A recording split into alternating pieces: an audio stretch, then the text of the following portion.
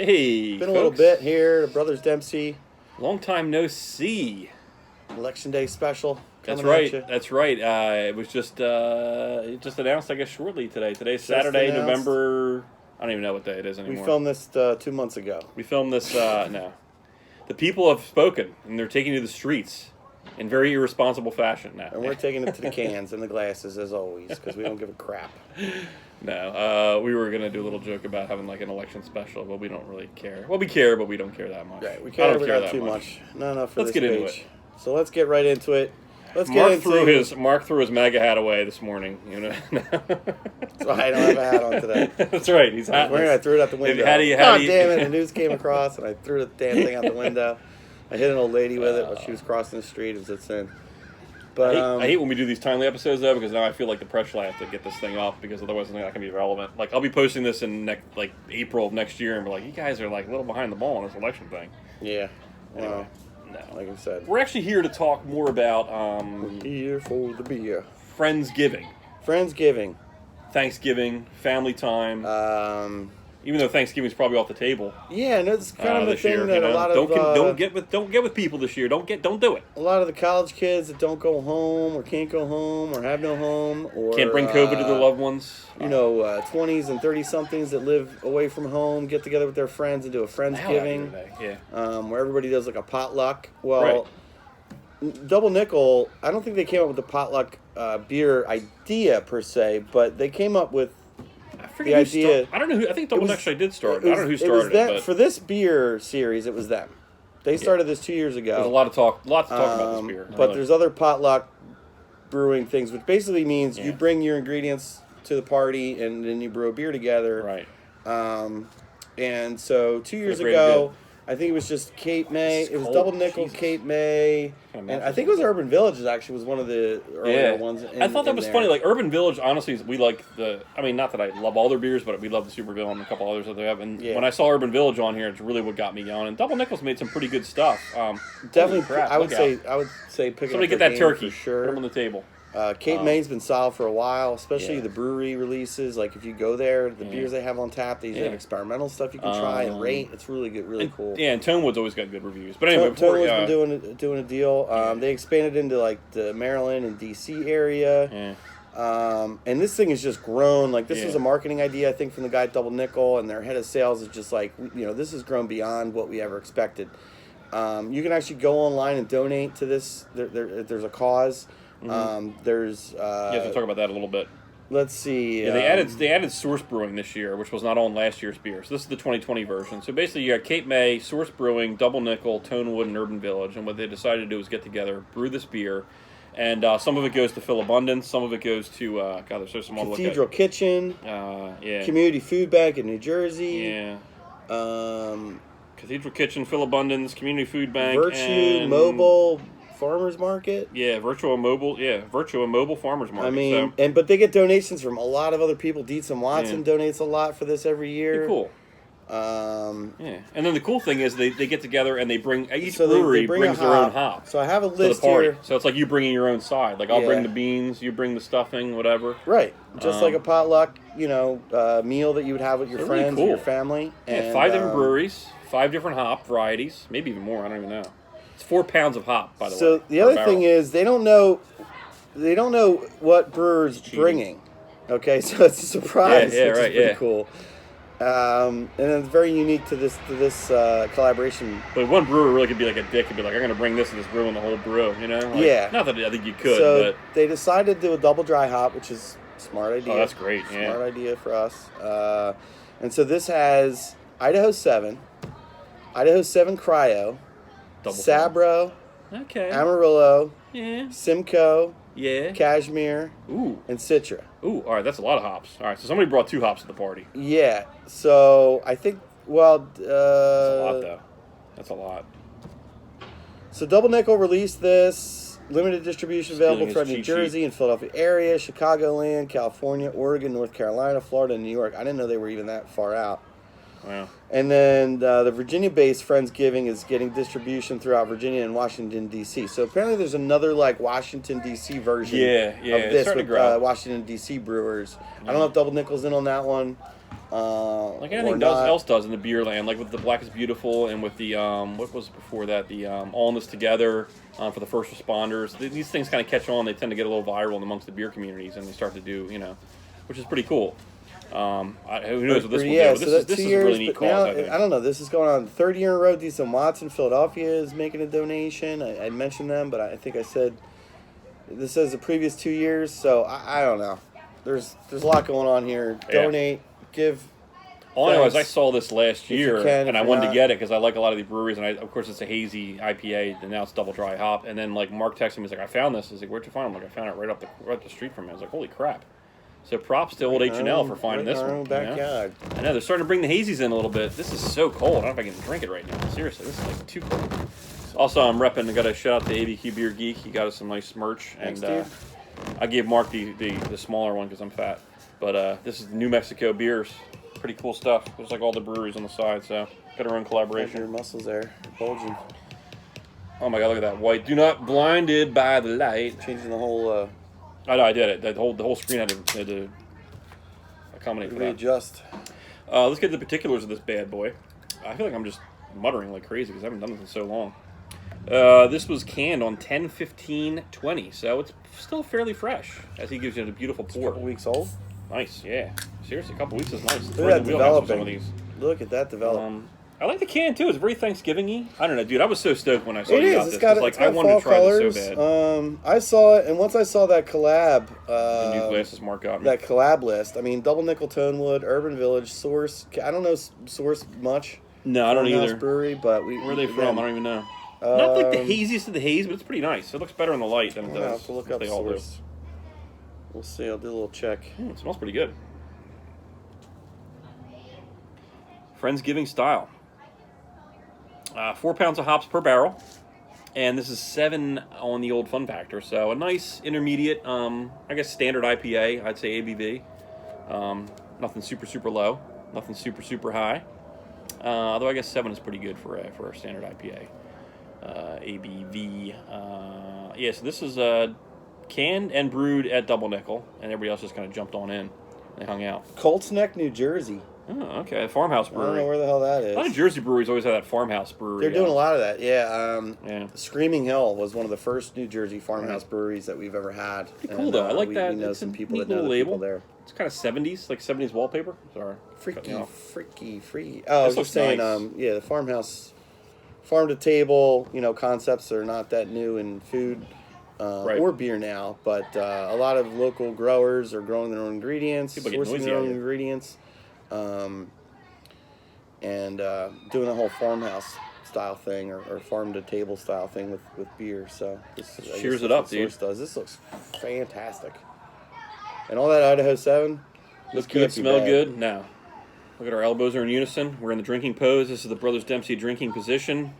And I missed hey, what God.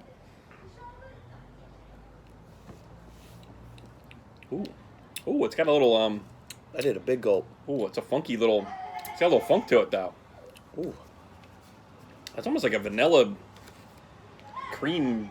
It's not boozy, but it tastes like it should be boozy. It has that like kind of booze flavor to it. You know what I mean? Does that make sense? Yes. It's got a weird tinge to it. Almost like a rum, like a butter rum, kind of thing going on. Like they put it in a barrel or something like that. Not what I was expecting right at the bottom. But you know what? No. Sabro, I think, sometimes gives it that kind of weirdness. I was going to say, I think it's the Sabro. This feels like it's Sabro heavy, honestly, to me.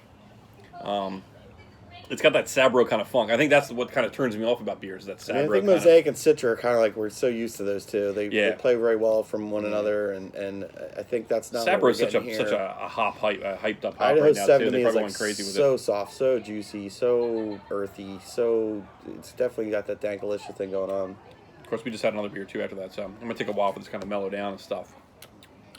But it's really had like a funky, almost kind of a grassy, not super earthy, picking up a little earthiness from the... Not piney either. It's crisp and refreshing. It's not very dry. Yeah, not super heavy. It's a little pillowy. It's got a little bit of that. It's got a little bit of that. Yeah, a little bit of that. Yeah, all these hops are kind of doing their thing, for sure. It's got some cream. I mean, look at the head's got a nice little cream going to it. The bill, the body, the mouthfeel is spot on for any IPA. For a dry hop double, for sure. It's tasty. Not as heavily intense on the hops as I would have thought, though. You know, it's a little. It comes up a little short for me on the density overall. But you know, you look at something like this, you're kind of expecting. Maybe I'm expecting more like a double, and it's just not a double. So it's just it's not like a face melter. No, definitely not. Really refreshing though.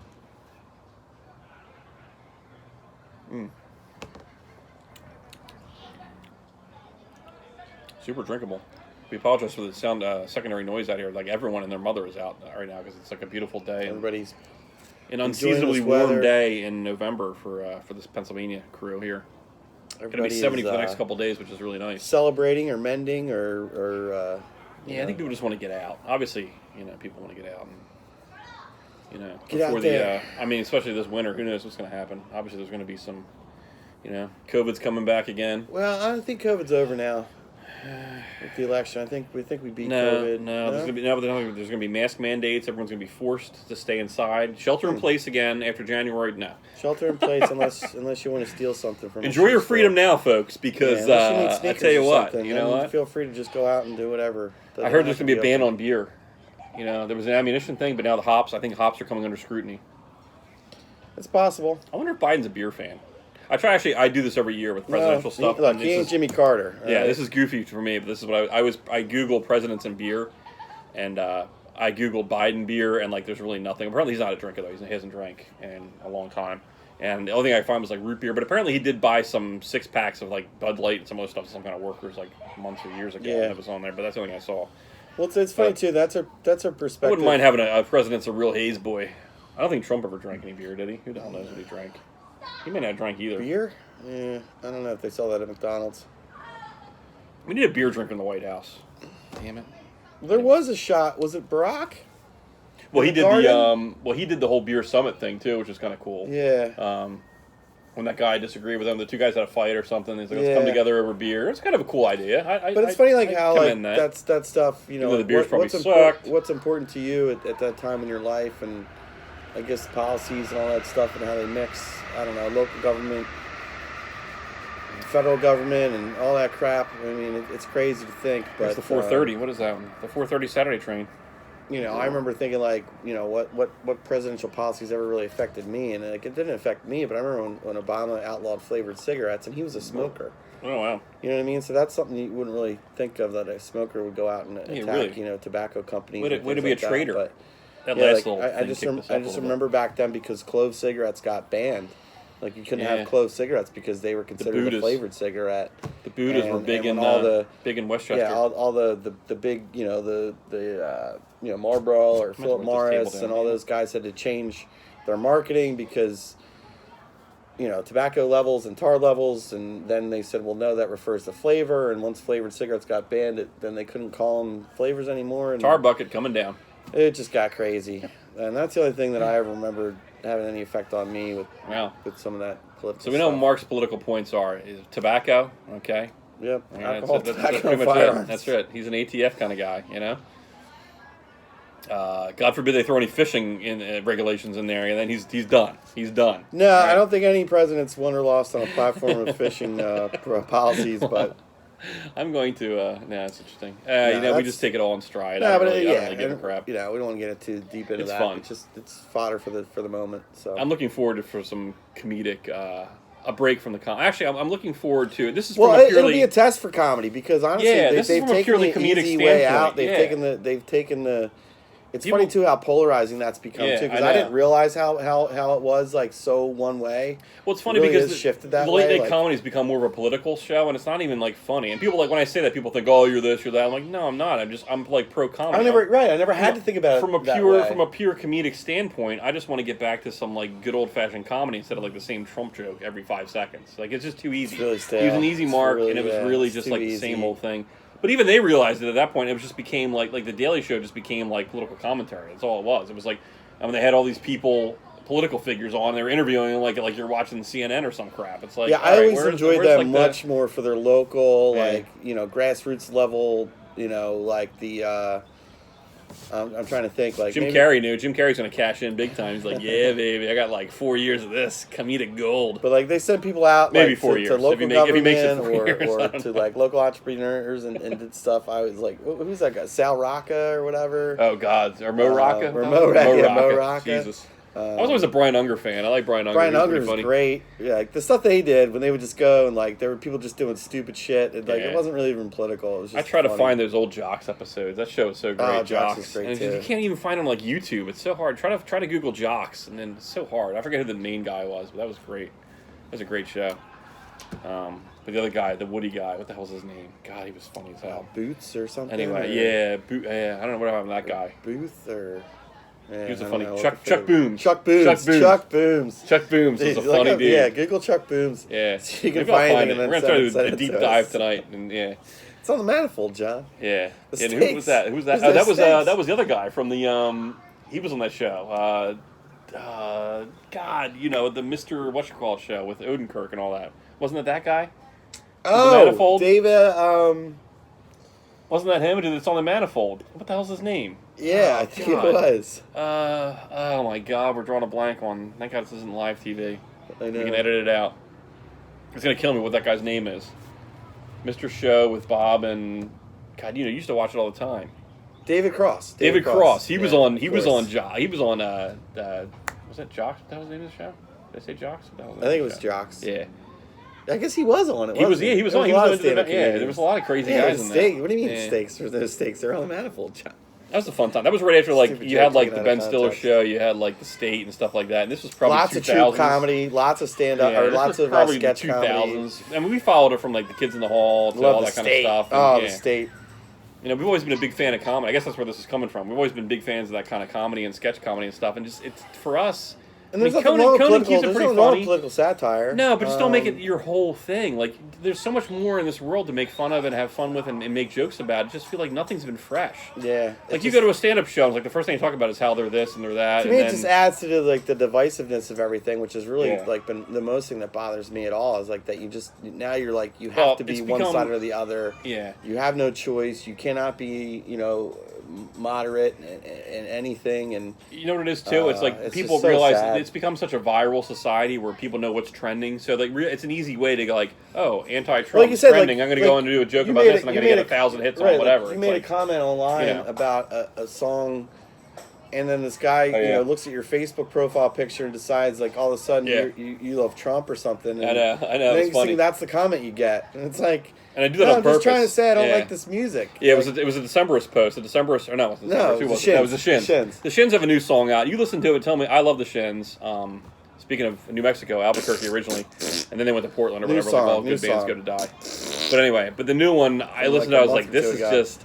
I like music. They got too electronic, and they're getting more and more electronic, and it's just too goofy for me. Maybe you'll like it. So I made a comment. I'm like, I miss the old days, and God forbid you say something like that. I'm like, I miss the old days where they actually played instruments or whatever. And my profile picture happened to be Joe Mama. And it wasn't even a political thing. Like, I thought it was funny because I remember the old days when everyone used to say Joe Mama, like back in the 90s or 80s when you were in school. Everyone said it. And it wasn't like, I'm not the biggest Biden fan in the world. Everyone knows that. But it wasn't like I was like, this like super Trump tard who was like coming after the guy, But because he saw it, he's like, oh, well, maybe he can just go and do this. And he was some kind of like whole big, he went on this tirade about like politics and stuff. I'm like, dude, I'm just talking about a song. Like, but then another guy's like, maybe you guys should both listen to this song a little more because that's exactly what this song's about. All right. Well, you get that too. I love that when you get that. I don't want to listen to the song anymore than I have to. All right. When people say something about like bands, I get like when people bitch about like don't put politics in sports, don't put well, everyone's feel free to put politics in anything they want to. I don't care if you're a musician or you're a sports. Well, apparently I've been naive citizen. You're oblivious or whatever, different to politics and a lot of things over the years. Yeah.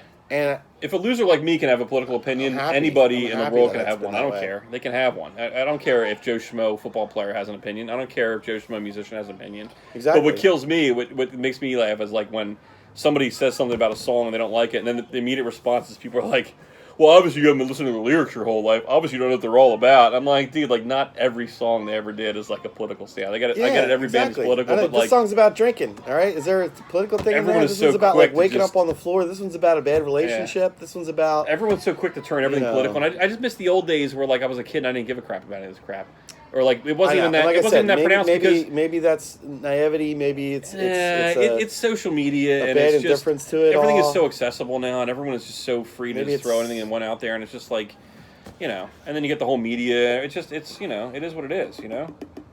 There's bias everywhere, but what are you gonna do? All you can do is just be yourself, drink beer, and just chillax. Yeah, this wasn't gonna be an election episode, was it? No. No. Well, no, whatever. We went there. If you don't like it, I don't know what to tell you guys. If you don't like our views, we try to keep it cool. We try to keep it clean.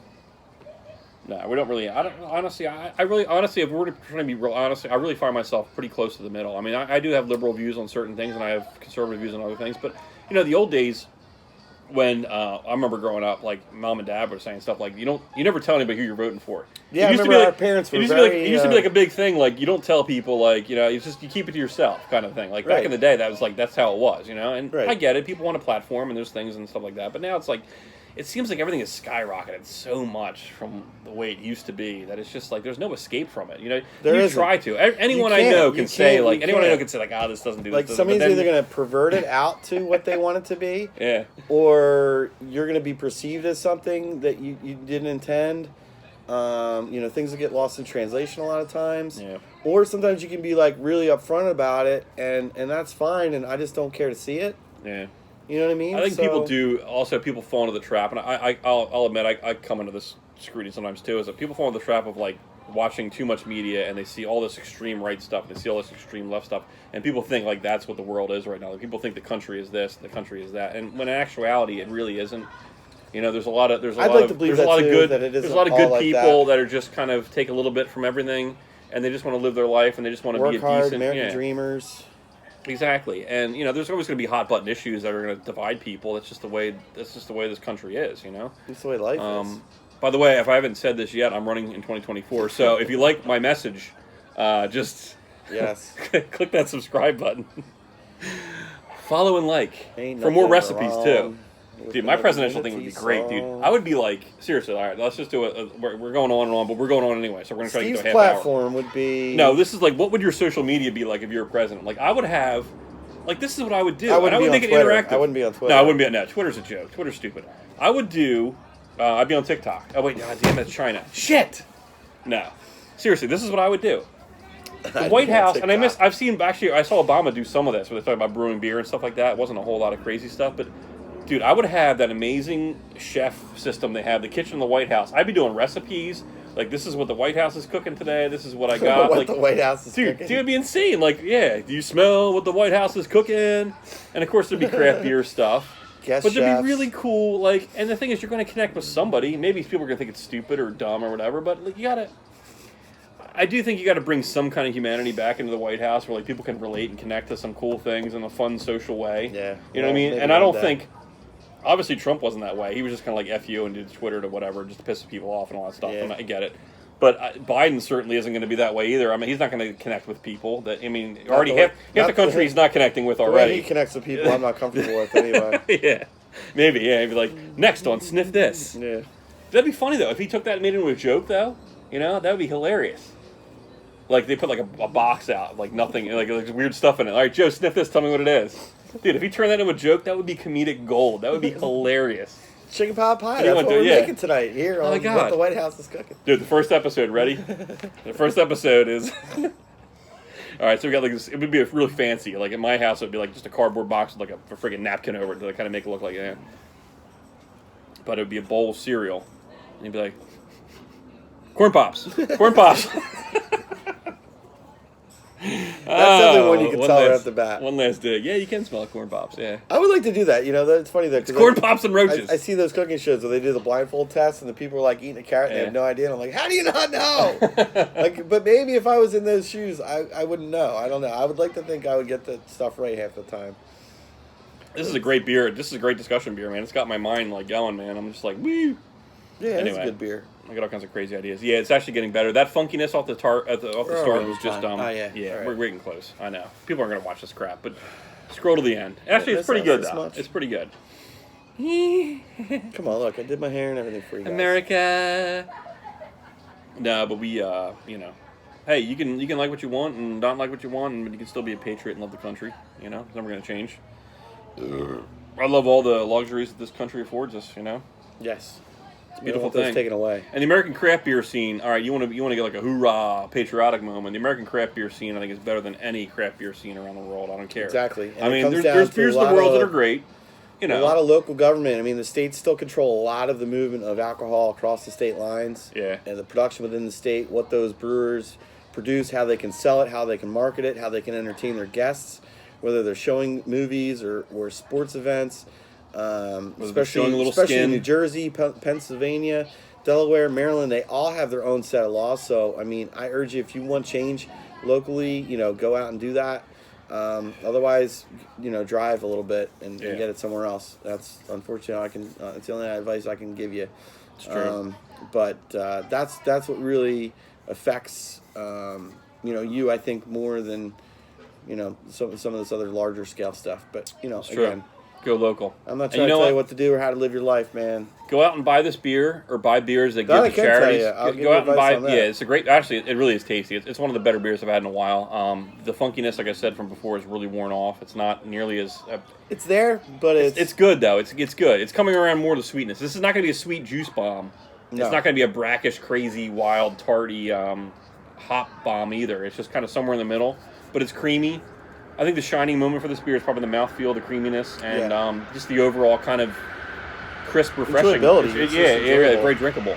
But it's a great beer, and like I said, anybody that's giving to the community, do it, because there's people, whether what side you're on the fence you're on, there's people that starve all the time. Exactly. And you need to give a little bit and help people out. Yeah, if you can, and if you can't, and you need some help, don't be afraid to ask for it.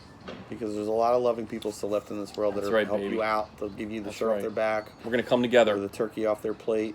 Mark and I together are going to unify this country. We're going to do it. We're going to do it one beer page at a time. We look like we're almost like the White Hodge twins. We really are. I mean, if you think about it, we're going to do a collaboration with those guys. We're going to brew beer and we're going to... God. That might change the viewership a little bit. No, I'm kidding. Oh, the guys are everywhere. Come on, you can't. No, I know. I'm just saying that. I know. If we collab with those two, then we got to collab with somebody else on the other side. Oh, we will. God damn, I'll drink a beer if Joe wants to come down here. This gets viral and if this gets a million hits, okay, and I know it will. Twins. I know it will. I can see us next week with our shirts, our matching shirts and hats. Socialism is a curse. I know. Socialism distancing. That's their thing. But it's good. It's all good entertainment. I like it. But no, if Joe wants to come down and have a beer with me, Joe, I know you don't drink. I still have some old alcoholic shitty porters in the fridge from like 6 months ago that are unbearable. But you're welcome to have them. I'll pour you one of those, and we can sit down and talk. We'll go down to Wilmington Brew Works and your home. Wait. Scranton's his home state now, so his home city. So I don't know. Well, we'll go to. He has dual citizenship. He's a dual Delaware Pennsylvania citizen. We'll do whatever your game is, Donnie, Joe. No, seriously, Donnie.